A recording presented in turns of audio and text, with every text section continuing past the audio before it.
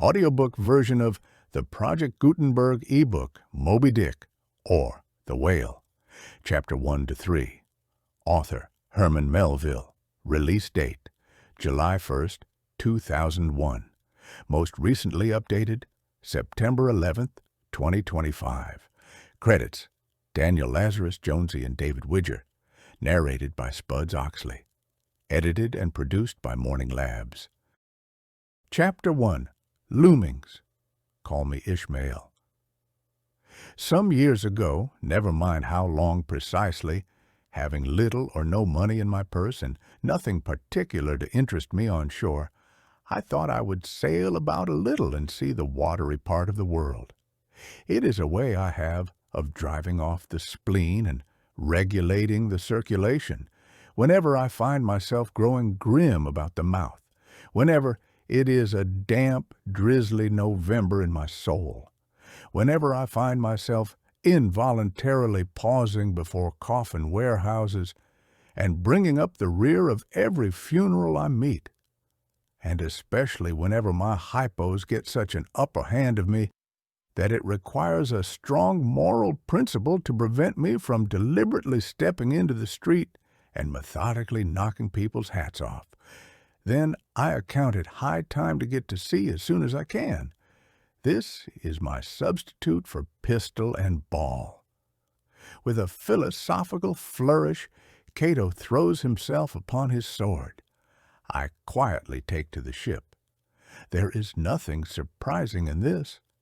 If they but knew it, almost all men in their degree, some time or other, cherish very nearly the same feelings towards the ocean with me.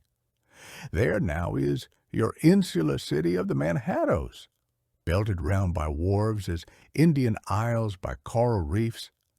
Commerce surrounds it with her surf. Right and left, the streets take you waterward.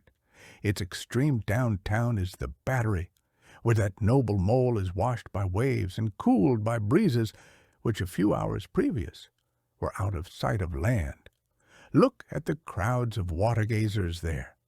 Circumambulate the city of a dreamy Sabbath afternoon, go from Corlear's Hook to Coenties Slip, and from thence, by Whitehall, northward.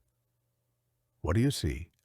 Posted like silent sentinels all around the town, stand thousands upon thousands of mortal men fixed in ocean reveries, some leaning against the spiles, some seated upon the pierheads, some looking over the bulwarks of ships from China, some high aloft in the rigging, as if striving to get a still better seaward peep.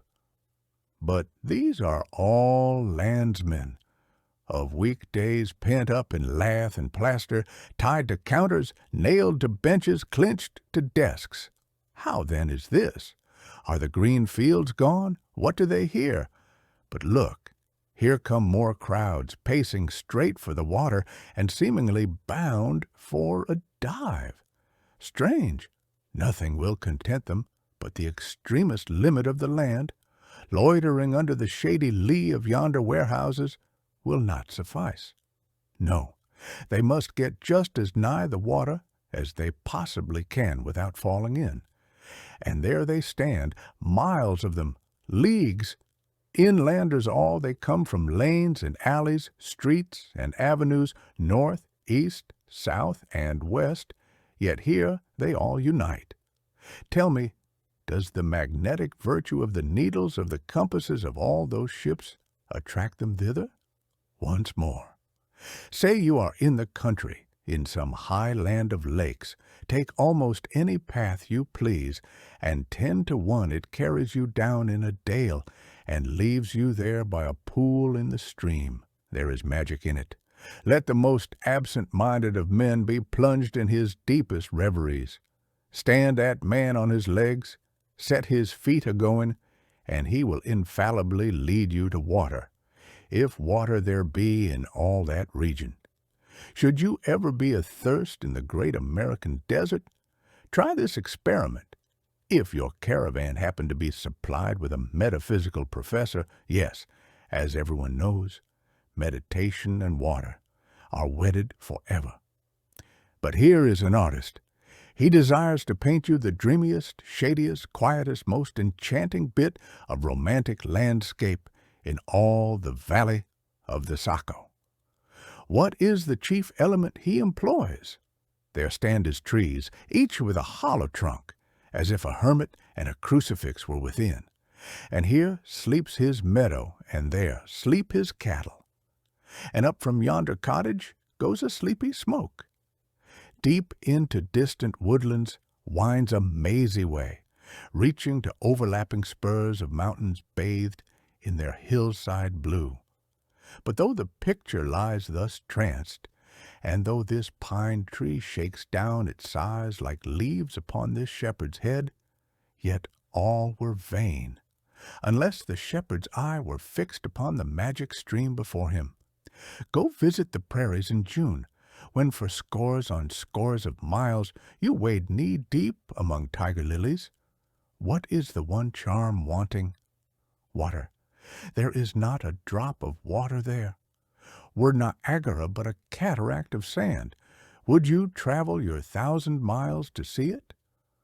Why did the poor poet of Tennessee, upon suddenly receiving 2 handfuls of silver, deliberate whether to buy him a coat, which he sadly needed, or invest his money in a pedestrian trip to Rockaway Beach? Why is almost every robust, healthy boy with a robust, healthy soul in him, at some time or other, crazy to go to sea? Why, upon your first voyage as a passenger, did you yourself feel such a mystical vibration when first told that you and your ship were now out of sight of land? Why did the old Persians hold the sea holy? Why did the Greeks give it a separate deity, and own brother of Jove? Surely all this is not without meaning, and still deeper the meaning of that story of Narcissus, who, because he could not grasp the tormenting mild image he saw in the fountain, plunged into it and was drowned. But that same image we ourselves see in all rivers and oceans. It is the image of the ungraspable phantom of life, and this is the key to it all. Now, when I say that I am in the habit of going to sea whenever I begin to grow hazy about the eyes, and begin to be overconscious of my lungs, I do not mean to have it inferred that I ever go to sea as a passenger, for to go as a passenger you must needs have a purse, and a purse is but a rag unless you have something in it. Besides, passengers get seasick, grow quarrelsome, don't sleep of nights, do not enjoy themselves much as a general thing. No, I never go as a passenger, nor though I am something of a salt, do I ever go to sea as a commodore or a captain or a cook. I abandon the glory and distinction of such offices to those who like them. For my part, I abominate all honorable, respectable toils, trials, and tribulations of every kind whatsoever. It is quite as much as I can do to take care of myself, without taking care of ships, barks, brigs, schooners, and what not. And as for going as cook, though I confess there is considerable glory in that, a cook being a sort of officer on shipboard, yet somehow I never fancied broiling fowls. Though once broiled, judiciously buttered, and judgmatically salted and peppered, there is no one who will speak more respectfully, not to say reverentially, of a broiled fowl than I will.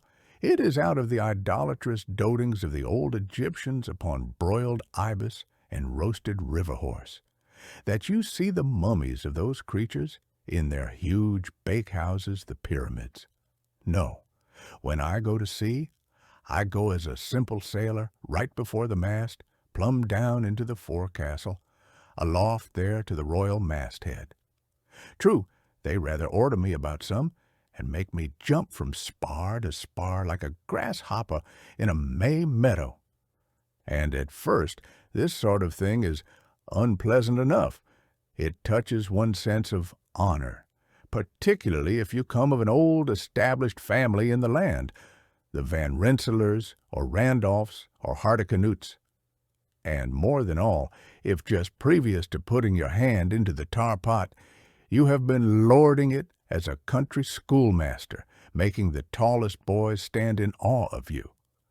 The transition is a keen one, I assure you, from a schoolmaster to a sailor, and requires a strong decoction of Seneca and the Stoics to enable you to grin and bear it.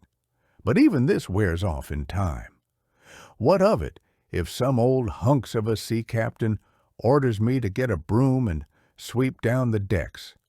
What does that indignity amount to, weighed, in the scales of the New Testament? Do you think the Archangel Gabriel thinks anything the less of me because I promptly and respectfully obey that old hunks in that particular instance? Who ain't a slave? Tell me that. Well, then, however the old sea captains may order me about, however they may thump and punch me about, I have the satisfaction of knowing that it is all right, that everybody else is one way or other served in much the same way, either in a physical or metaphysical point of view, that is, and so the universal thump is passed round, and all hands should rub each other's shoulder blades and be content. Again, I always go to sea as a sailor, because they make a point of paying me for my trouble, whereas they never pay passengers a single penny that I ever heard of. On the contrary, passengers themselves must pay, and there is all the difference in the world between paying and being paid. The act of paying is perhaps the most uncomfortable infliction that the two orchard thieves entailed upon us. But being paid, what will compare with it? The urbane activity with which a man receives money is really marvelous, considering that we so earnestly believe money to be the root of all earthly ills, and that on no account can a moneyed man enter heaven. Ah, how cheerfully we consign ourselves to perdition! Finally, I always go to sea as a sailor because of the wholesome exercise and pure air of the forecastle deck.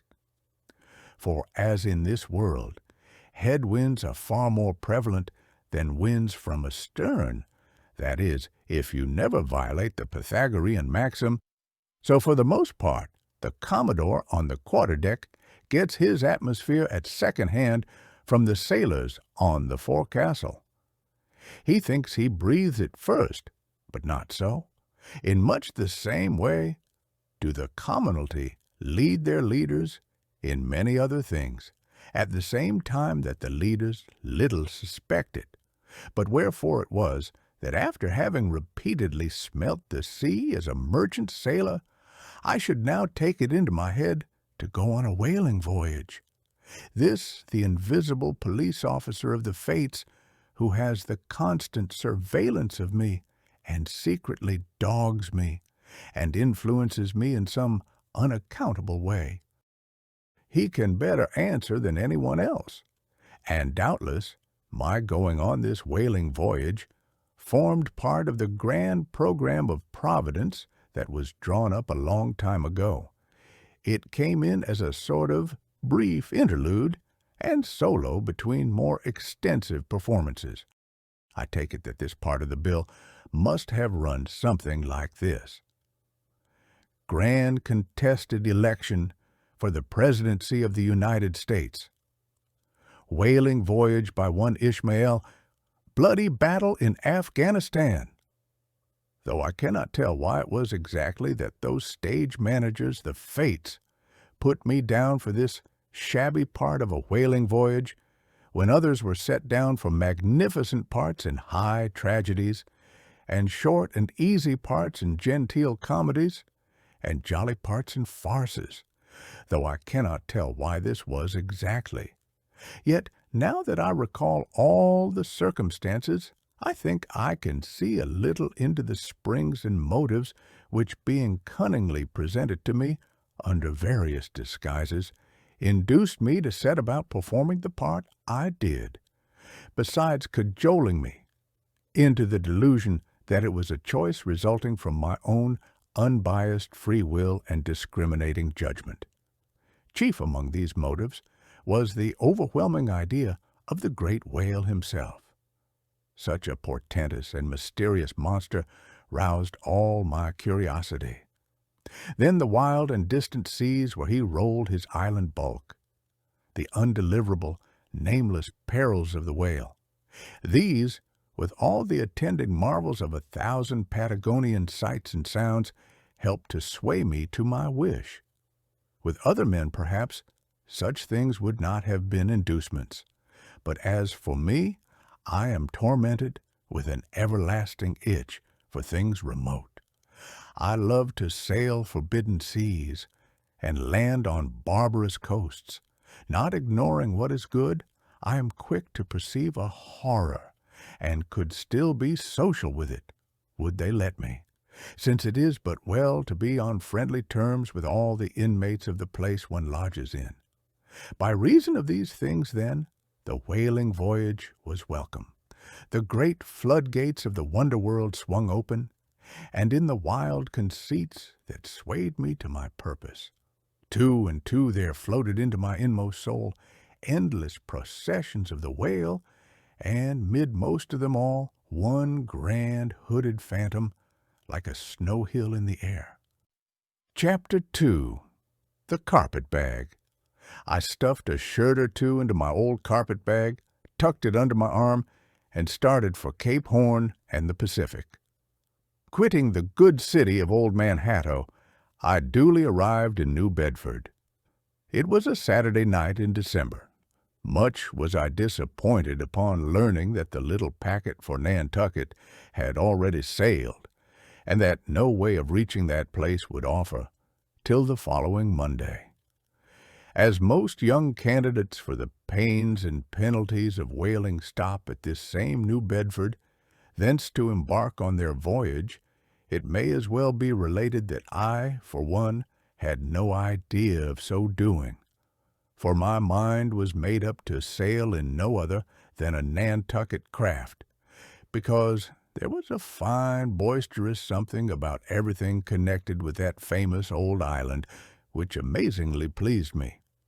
Besides, though New Bedford has of late been gradually monopolizing the business of whaling, and though in this matter poor old Nantucket is now much behind her, yet Nantucket was her great original, the Tyre of this Carthage, the place where the first dead American whale was stranded. Where else but from Nantucket did those aboriginal whalemen, the red men, first sally out in canoes to give chase to the Leviathan? And where but from Nantucket, too, did that first adventurous little sloop put forth, partly laden with imported cobblestones, so goes the story, to throw at the whales, in order to discover when they were nigh enough to risk a harpoon from the bowsprit. Now having a night, a day, and still another night following before me in New Bedford, ere I could embark for my destined port, it became a matter of concernment where I was to eat and sleep meanwhile. It was a very dubious-looking, nay, a very dark and dismal night, bitingly cold and cheerless. I knew no one in the place. With anxious grapnels I had sounded my pocket, and only brought up a few pieces of silver. So, wherever you go, Ishmael, said I to myself, as I stood in the middle of a dreary street, shouldering my bag, and comparing the gloom towards the north with the darkness towards the south. Wherever in your wisdom you may conclude to lodge for the night, my dear Ishmael, be sure to inquire the price, and don't be too particular. With halting steps, I paced the streets, and passed the sign of the Crossed Harpoons, but it looked too expensive and jolly there. Further on, from the bright red windows of the Swordfish Inn, there came such fervent rays that it seemed to have melted the packed snow and ice from before the house, for everywhere else the congealed frost lay 10 inches thick in a hard asphaltic pavement. rather weary for me, when I struck my foot against the flinty projections, because from hard, remorseless service the soles of my boots were in a most miserable plight. Too expensive and jolly, again thought I, pausing one moment to watch the broad glare in the street and hear the sounds of the tinkling glasses within. "But go on, Ishmael," said I at last. "Don't you hear? Get away from before the door. Your patched boots are stopping the way." So on I went. I now by instinct followed the streets that took me waterward, for there, doubtless, were the cheapest, if not the cheeriest inns. Such dreary streets, blocks of blackness, not houses on either hand, and here and there a candle like a candle moving about in a tomb. At this hour of the night, of the last day of the week, that quarter of the town proved all but deserted. But presently I came to a smoky light proceeding from a low, wide building, the door of which stood invitingly open. It had a careless look, as if it were meant for the uses of the public. So, entering, the first thing I did was to stumble over an ash box in the porch. Thought I, as the flying particles almost choked me, are these ashes from that destroyed city, Gomorrah? But the crossed harpoons and the swordfish? This, then, must needs be the sign of the trap. However, I picked myself up, and hearing a loud voice within, pushed on and opened a second interior door. It seemed the great black Parliament sitting in Tophet. 100 black faces turned round in their rows to peer, and beyond, a black angel of doom was beating a book in a pulpit. It was a Negro church, and the preacher's text was about the blackness of darkness, and the weeping and wailing and teeth gnashing there. Ishmael, muttered I, backing out, wretched entertainment at the sign of the trap. Moving on, I at last came to a dim sort of light, not far from the docks, and heard a forlorn creaking in the air, and looking up, saw a swinging sign over the door with a white painting upon it, faintly representing a tall, straight jet of misty spray, and these words underneath, "The Spouter Inn, Peter Coffin." Coffin, Spouter, rather ominous in that particular connection, thought I. But it is a common name in Nantucket, they say, and I suppose this Peter here is an immigrant from there? As the light looked so dim, and the place, for the time, looked quiet enough, and the dilapidated little wooden house itself looked as if it might have been carted here, from the ruins of some burnt district, and as the swinging sign had a poverty-stricken sort of creak to it, I thought that here was the very spot for cheap lodgings, and the best of pea coffee. It was a queer sort of place, a gable-ended old house, one side palsied as it were, and leaning over, sadly. It stood on a sharp, bleak corner, where that tempestuous wind Euroclydon kept up a worse howling than ever it did about poor Paul's tossed craft. Euroclydon, nevertheless, is a mighty pleasant zephyr to anyone indoors, with his feet on the hob quietly toasting for bed. In judging of that tempestuous wind called Euroclydon, says an old writer, of whose works I possess the only copy extant, it maketh a marvellous difference whether thou lookest out at it from a glass window where the frost is all on the outside, or whether thou observest it from that sashless window where the frost is on both sides, and of which the white death is the only glazier. True enough, thought I, as this passage occurred to my mind. Old black letter, thou reasonest well.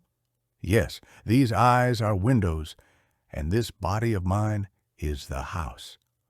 What a pity they didn't stop up the chinks and the crannies, though, and thrust in a little lint here and there, but it's too late to make any improvements now. The universe is finished, the copestone is on, and the chips were carted off 1,000,000 years ago. Poor Lazarus there, chattering his teeth against the curbstone for his pillow and shaking off his tatters with his shiverings, he might plug up both ears with rags and put a corn cob into his mouth, and yet that would not keep out the tempestuous Euroclydon. Euroclydon, says old Dives, in his red silken wrapper. He had a redder one afterwards. Pooh, pooh! What a fine frosty night! How Orion glitters! What northern lights! Let them talk of their oriental summer climes, of everlasting conservatories. Give me the privilege of making my own summer with my own coals. But what thinks Lazarus? Can he warm his blue hands by holding them up to the grand northern lights? Would not Lazarus rather be in Sumatra than here? Would he not far rather lay him down lengthwise along the line of the equator, yea, ye gods, go down to the fiery pit itself in order to keep out this frost? Now, that Lazarus should lie stranded there on the curbstone before the door of Dives, this is more wonderful than that an iceberg should be moored to one of the Moluccas. Yet Dives himself, he too lives like a czar in an ice palace made of frozen sighs, and being a president of a temperance society, he only drinks the tepid tears of orphans. But no more of this blubbering now. We are going a-whaling, and there is plenty of that yet to come. Let us scrape the ice from our frosted feet and see what sort of a place this Spouter may be. Chapter 3. The Spouter Inn. Entering that gable-ended Spouter Inn, you found yourself in a wide, low, straggling entry with old-fashioned wainscots, reminding one of the bulwarks of some condemned old craft. On one side hung a very large oil painting so thoroughly besmoked and every way defaced that in the unequal cross-lights by which you viewed it, it was only by diligent study and a series of systematic visits to it, and careful inquiry of the neighbors, that you could anyway arrive at an understanding of its purpose. Such unaccountable masses of shades and shadows that at first you almost thought some ambitious young artist in the time of the New England hags had endeavored to delineate chaos bewitched. But by dint of much and earnest contemplation and oft-repeated ponderings, and especially by throwing open the little window towards the back of the entry, you at last come to the conclusion that such an idea, however wild, might not be altogether unwarranted. But what most puzzled and confounded you was a long, limber, portentous black mass of something hovering in the center of the picture over 3 blue, dim, perpendicular lines floating in a nameless yeast. A boggy, soggy, squitchy picture truly, enough to drive a nervous man distracted. Yet was there a sort of indefinite, half-attained, unimaginable sublimity about it that fairly froze you to it, till you involuntarily took an oath with yourself to find out what that marvelous painting meant. Ever and anon a bright, but alas, deceptive idea would dart you through. It's the Black Sea in a midnight gale. It's the unnatural combat of the 4 primal elements. It's a blasted heath. It's a Hyperborean winter scene. It's the breaking up of the ice-bound stream of time. But at last all these fancies yielded to that one portentous something in the picture's midst. That once found out, and all the rest were plain. But stop! Does it not bear a faint resemblance to a gigantic fish? Even the great Leviathan himself? In fact, the artist's design seemed this, a final theory of my own, partly based upon the aggregated opinions of many aged persons with whom I conversed upon the subject. The picture represents a Cape Horner in a great hurricane, the half-foundered ship weltering there with its 3 dismantled masts alone visible, and an exasperated whale, purposing to spring clean over the craft, is in the enormous act of impaling himself upon the 3 mastheads. The opposite wall of this entry was hung all over with a heathenish array of monstrous clubs and spears. Some were thickly set with glittering teeth resembling ivory saws. Others were tufted with knots of human hair, and one was sickle-shaped, with a vast handle sweeping round like the segment made in the new-mown grass by a long-armed mower. You shuddered as you gazed, and wondered what monstrous cannibal and savage could ever have gone a death-harvesting with such a hacking, horrifying implement. Mixed with these were rusty old whaling lances and harpoons, all broken and deformed. Some were storied weapons. With this once long lance, now wildly elbowed 50 years ago, did Nathan Swain kill 15 whales between a sunrise and a sunset. And that harpoon, so like a corkscrew now, was flung in Javan seas and run away with by a whale, years afterwards slain off the Cape of Blanco. The original iron entered nigh the tail, and, like a restless needle sojourning in the body of a man, traveled full 40 feet, and at last was found embedded in the hump. Crossing this dusky entry, and on through yon low-arched way, cut through what in old times must have been a great central chimney with fireplaces all round, you enter the public room. A still duskier place is this, with such low, ponderous beams above and such old wrinkled planks beneath, that you would almost fancy you trod some old craft's cockpits, especially of such a howling night, when this corner-anchored old ark rocked so furiously. On one side stood a long, low, shelf-like table covered with cracked glass cases, filled with dusty rarities gathered from this wide world's remotest nooks. Projecting from the further angle of the room stands a dark-looking den, the bar, a rude attempt at a right whale's head. Be that how it may, there stands the vast arched bone of the whale's jaw, so wide a coach might almost drive beneath it. Within are shabby shelves, ranged round with old decanters, bottles, flasks, and in those jaws of swift destruction, like another cursed Jonah, by which name indeed they called him, bustles a little withered old man, who, for their money, dearly sells the sailors' deliriums and death. Abominable are the tumblers into which he pours his poison, though true cylinders without. Within, the villainous green goggling glasses deceitfully tapered downwards to a cheating bottom. Parallel meridians rudely pecked into the glass surround these footpads, goblets, filled to this mark, and your charge is but a penny. To this, a penny more, and so on to the full glass, the Cape Horn measure, which you may gulp down for a shilling.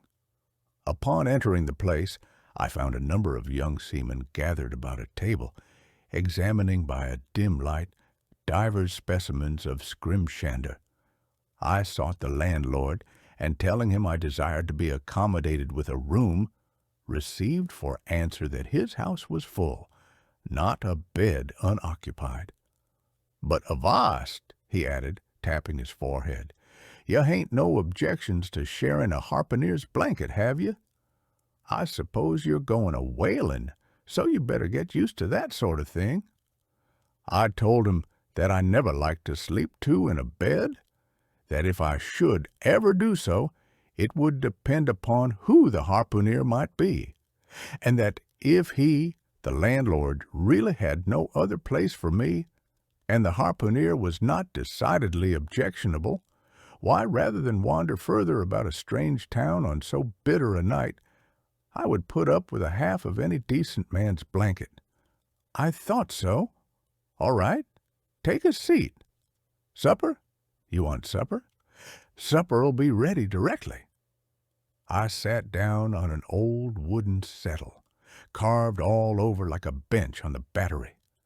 At one end, A ruminating tar was still further adorning it with his jackknife, stooping over and diligently working away at the space between his legs. He was trying his hand at a ship under full sail, but he didn't make much headway, I thought. At last, some 4 or 5 of us were summoned to our meal in an adjoining room. It was cold as Iceland, no fire at all. The landlord said he couldn't afford it. Nothing but 2 dismal tallow candles, each in a winding sheet. We were fain to button up our monkey jackets and hold to our lips cups of scalding tea with our half-frozen fingers. But the fare was of the most substantial kind, not only meat and potatoes, but dumplings. Good heavens, dumplings for supper. One young fellow in a green box coat addressed himself to these dumplings in a most direful manner. "My boy," said the landlord, "you'll have the nightmare to a dead sartainty." "Landlord," I whispered, "that ain't the harpooneer, is it?" "Oh, no," said he, looking a sort of diabolically funny. "The harpooneer is a dark-complexioned chap. He never eats dumplings, he don't. He eats nothing but steaks, and he likes 'em rare." "The devil he does," says I. "Where is that harpooneer? Is he here?" "He'll be here afore long," was the answer. I could not help it, but I began to feel suspicious of this dark-complexioned harpooneer. At any rate, I made up my mind that if it so turned out that we should sleep together, he must undress and get into bed before I did. Supper over, the company went back to the bar-room, when, knowing not what else to do with myself, I resolved to spend the rest of the evening as a looker-on. Presently a rioting noise was heard without. Starting up, the landlord cried, "That's the Grampus's crew. I seed her reported in the offing this morning. A 3 years' voyage and a full ship. Hurrah, boys! Now we'll have the latest news from the Fijis." A tramping of sea boots was heard in the entry. The door was flung open, and in rolled a wild set of mariners enough, enveloped in their shaggy watch coats, and with their heads muffled in woolen comforters, all bedarned and ragged, and their beards stiff with icicles. They seemed an eruption of bears from Labrador. They had just landed from their boat, and this was the first house they entered. No wonder, then, that they made a straight wake for the whale's mouth, the bar, when the wrinkled little old Jonah, there officiating, soon poured them out brimmers all round. One complained of a bad cold in his head, upon which Jonah mixed him a pitch-like potion of gin and molasses, which he swore was a sovereign cure for all colds and catarrhs whatsoever, never mind of how long standing, or whether caught off the coast of Labrador or on the weather side of an ice island. The liquor soon mounted into their heads, as it generally does, even with the arrantest topers newly landed from sea, and they began capering about most obstreperously. I observed, however, that one of them held somewhat aloof, and though he seemed desirous not to spoil the hilarity of his shipmates by his own sober face, yet upon the whole he refrained from making as much noise as the rest. This man interested me at once, and since the sea gods had ordained that he should soon become my shipmate, though but a sleeping partner one so far as this narrative is concerned, I will here venture upon a little description of him. He stood full 6 feet in height, with noble shoulders, and a chest like a cofferdam. I have seldom seen such brawn in a man. His face was deeply brown and burnt, making his white teeth dazzling by the contrast, while in the deep shadows of his eyes floated some reminiscences that did not seem to give him much joy. His voice at once announced that he was a Southerner, and from his fine stature I thought he must be one of those tall mountaineers from the Alleghanian Ridge in Virginia. When the revelry of his companions had mounted to its height, this man slipped away unobserved, and I saw no more of him till he became my comrade on the sea. In a few minutes, however, he was missed by his shipmates, and being, it seems, for some reason, a huge favorite with them, they raised a cry of, "Bulkington! Bulkington! Where's Bulkington?" and darted out of the house in pursuit of him. It was now about 9 o'clock, and the room seeming almost supernaturally quiet after these orgies, I began to congratulate myself upon a little plan that had occurred to me just previous to the entrance of the seamen. No man prefers to sleep two in a bed. In fact, you would a good deal rather not sleep with your own brother. I don't know how it is, but people like to be private when they are sleeping. And when it comes to sleeping with an unknown stranger, in a strange inn, in a strange town, and that stranger a harpooner, then your objections indefinitely multiply. Nor was there any earthly reason why I, as a sailor, should sleep two in a bed more than anybody else. For sailors no more sleep two in a bed at sea than bachelor kings do ashore. To be sure, they all sleep together in one apartment, but you have your own hammock, and cover yourself with your own blanket, and sleep in your own skin. The more I pondered over this harpooner, the more I abominated the thought of sleeping with him. It was fair to presume that being a harpooner, his linen or woolen, as the case might be, would not be of the tidiest, certainly none of the finest. I began to twitch all over. Besides, it was getting late, and my decent harpooner ought to be home and going bedwards. Suppose now he should tumble in upon me at midnight. How could I tell from what vile hole he had been coming? "Landlord, I've changed my mind about that harpooner. I shan't sleep with him. I'll try the bench here." "Just as you please. I'm sorry I can't spare ye a tablecloth for a mattress, and it's a plaguey rough board here." Feeling of the knots and notches. "But wait a bit, Scrimshander. I've got a carpenter's plane there in the bar. Wait, I say, and I'll make ye snug enough."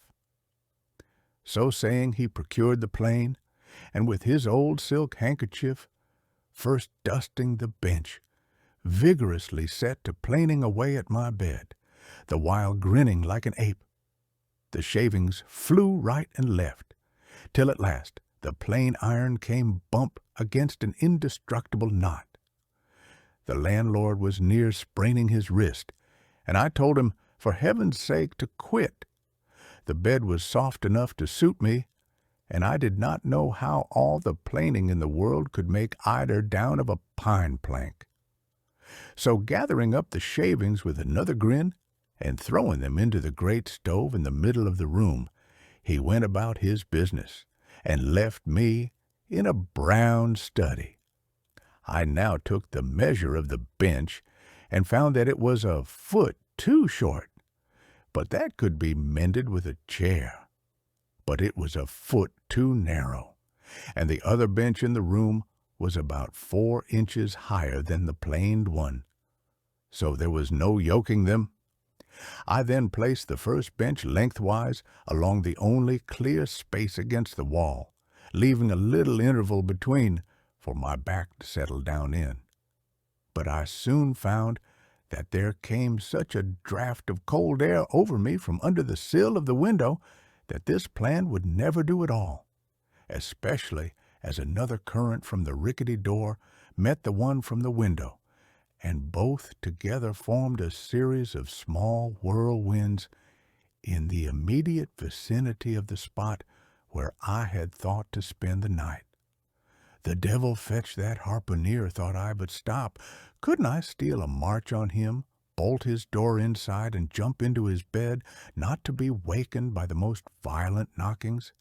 It seemed no bad idea. But upon second thoughts I dismissed it, for who could tell but what the next morning, so soon as I popped out of the room, the harpooner might be standing in the entry, all ready to knock me down. Still, looking round me again, and seeing no possible chance of spending a sufferable night unless in some other person's bed, I began to think that after all I might be cherishing unwarrantable prejudices against this unknown harpooner. Thinks I, I'll wait a while. He must be dropping in before long. I'll have a good look at him then, and perhaps we may become jolly good bedfellows after all. There's no telling. But though the other boarders kept coming in by ones, twos, and threes, and going to bed, yet no sign of my harpooner. "Landlord," said I, "what sort of a chap is he? Does he always keep such late hours?" It was now hard upon 12 o'clock. The landlord chuckled again with his lean chuckle, and seemed to be mightily tickled at something beyond my comprehension. "No," he answered. "Generally he's an early bird, early to bed and early to rise. Yes, he's the bird what catches the worm. But tonight he went out a-peddling, you see, and I don't see what on earth keeps him so late, unless maybe he can't sell his head." "Can't sell his head? What sort of a bamboozingly story is this you are telling me?" Getting into a towering rage. "Do you pretend to say, landlord, that this harpooner is actually engaged this blessed Saturday night, or rather Sunday morning, in peddling his head around this town?" "That's precisely it," said the landlord, "and I told him he couldn't sell it here. The market's overstocked." "With what?" shouted I. "With heads, to be sure. Ain't there too many heads in the world?" "I tell you what it is, landlord," said I quite calmly. "You'd better stop spinning that yarn to me. I'm not green." "Maybe not," taking out a stick and whittling a toothpick, "but I rather guess you'll be done brown if that 'ere harpooner hears you a-slanderin' his head." "I'll break it for him," said I, now flying into a passion again at this unaccountable farrago of the landlord's. "It's broke already," said he. "Broke," said I. "Broke, do you mean?" "Sartain, and that's the very reason he can't sell it, I guess." "Landlord," said I, going up to him as cool as Mount Hesla in a snowstorm, "landlord, stop whittling. You and I must understand one another, and that too without delay. I come to your house and want a bed. You tell me you can only give me half a one, that the other half belongs to a certain harpooner. And about this harpooner, whom I have not yet seen, you persist in telling me the most mystifying and exasperating stories, tending to beget in me an uncomfortable feeling towards the man whom you design for my bedfellow, a sort of connection, landlord, which is an intimate and confidential one in the highest degree. I now demand of you to speak out and tell me who and what this harpooner is, and whether I shall be in all respects safe to spend the night with him. And in the first place, you will be so good as to unsay that story about selling his head, which, if true, I'd take to be good evidence that this harpooner is stark mad, and I've no idea of sleeping with a madman. And you, sir, I mean landlord, you, sir, by trying to induce me to do so knowingly, would thereby render yourself liable to a criminal prosecution."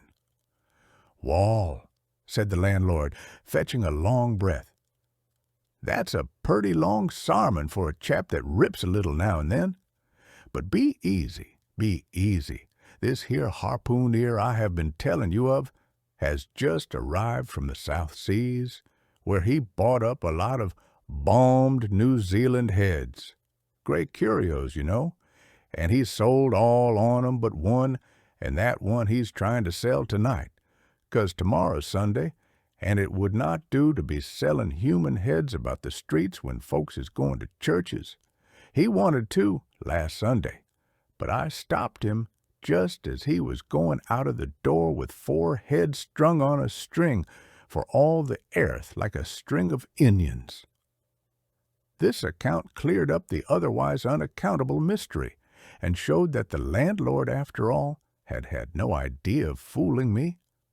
But at the same time, what could I think of a harpooner who stayed out of a Saturday night clean into the holy Sabbath, engaged in such a cannibal business as selling the heads of dead idolaters? Depend upon it, landlord, that harpooner is a dangerous man. He pays reg'lar, was the rejoinder. But come, it's getting dreadful late. You'd better be turning flukes. It's a nice bed. Sal and me slept in that air bed the night we were spliced. There's plenty of room for 2 to kick about in that bed. It's an almighty big bed, that. Why, afore we give it up, Sal used to put our Sam and little Johnny in the foot of it. But I got a dreamin' and sprawlin' about one night, and somehow Sam got pitched on the floor and came near breaking his arm. Arter that, Sal said it wouldn't do. Come along here, I'll give you a glim in a jiffy. And so saying, he lighted a candle and held it towards me, offering to lead the way. But I stood irresolute, when, looking at a clock in the corner, he exclaimed, "I vum, it's Sunday. You won't see that harpooner tonight. He's come to anchor somewhere. Come along then. Do come. Won't you come?" I considered the matter a moment, and then upstairs we went, and I was ushered into a small room, cold as a clam, and furnished, sure enough, with a prodigious bed, almost big enough indeed for any 4 harpooneers to sleep abreast.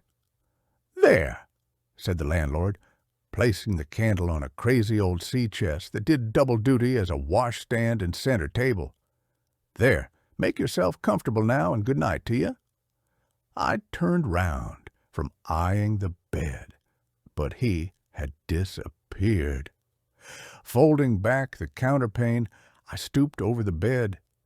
Though none of the most elegant, it yet stood the scrutiny tolerably well. I then glanced round the room, and besides the bedstead and center table, could see no other furniture belonging to the place, but a rude shelf, the 4 walls, and a papered fireboard representing a man striking a whale. Of things not properly belonging to the room, there was a hammock layman's bag containing the harpooner's wardrobe, no doubt in lieu of a land trunk. Likewise, there was a parcel of outlandish bonefish hooks on the shelf over the fireplace, and a tall harpoon standing at the head of the bed. But what is this on the chest? I took it up and held it close to the light, and felt it and smelt it, and tried every way possible to arrive at some satisfactory conclusion concerning it.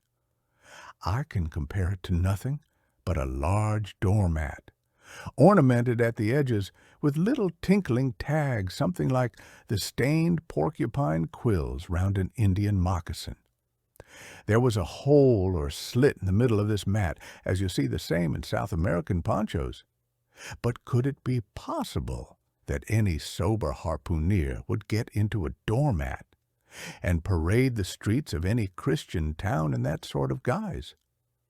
I put it on to try it, and it weighed me down like a hamper, being uncommonly shaggy and thick, and I thought a little damp, as though this mysterious harpooner had been wearing it of a rainy day. I went up in it to a bit of glass stuck against the wall, and I never saw such a sight in my life. I tore myself out of it in such a hurry that I gave myself a kink in the neck. I sat down on the side of the bed and commenced thinking about this head-peddling harpooner and his doormat. After thinking some time on the bedside, I got up and took off my monkey jacket, and then stood in the middle of the room thinking.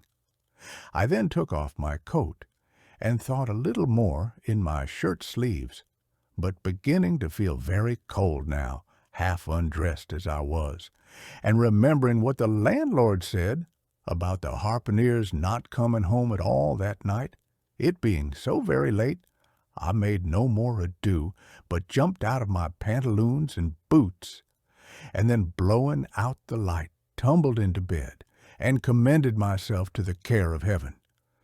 Whether that mattress was stuffed with corn cobs or broken crockery, there is no telling, but I rolled about a good deal and could not sleep for a long time.